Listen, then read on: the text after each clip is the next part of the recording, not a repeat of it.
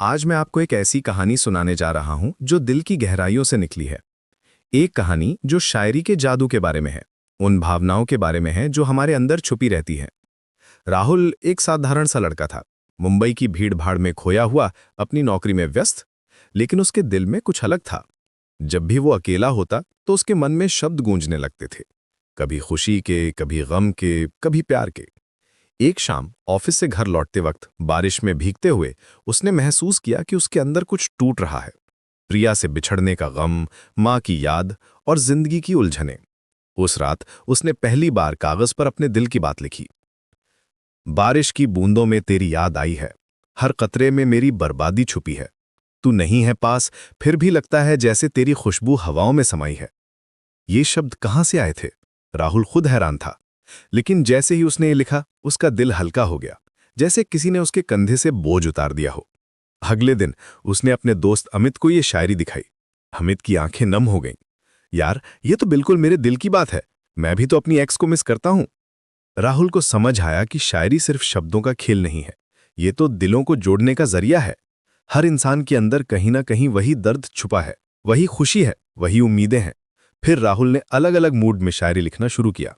जब वो खुश होता तो लिखता, सुबह की किरणों में नया जोश है, आज फिर से जीने का होश है, कल की परेशानियां भूल जाओ, नई शुरुआत का ये मौका है।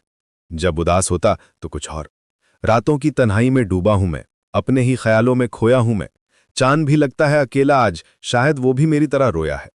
धीरे धीरे राहुल की शायरी सोशल मीडिया पर वायरल होने लगी। लोग उसके पोस्ट्स को शेयर करते, कमेंट करते। कोई कहता, बिल्कुल मेरे दिल की बात।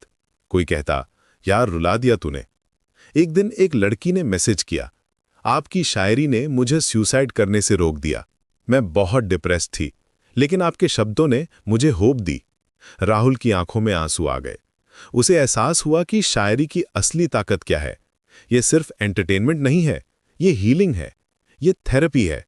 उसने समझा कि इमोशनल शायरी लिखने के लिए सबसे पहले अपने अंदर झांकना पड़ता है। अपने डर, अपनी खुशियां, अपने सपने, सब कुछ को ऑनेस्ट तरीके से एक्सेप्ट करना पड़ता है। राहुल ने एक डायरी बनाई, हर रोज अपनी फीलिंग्स नोट करता, फिर उन फीलिंग्स को शब्दों में ढालता। कभी सिंपल राइम स्कीम यूज करता, कभी फ्री वर्स लिखता।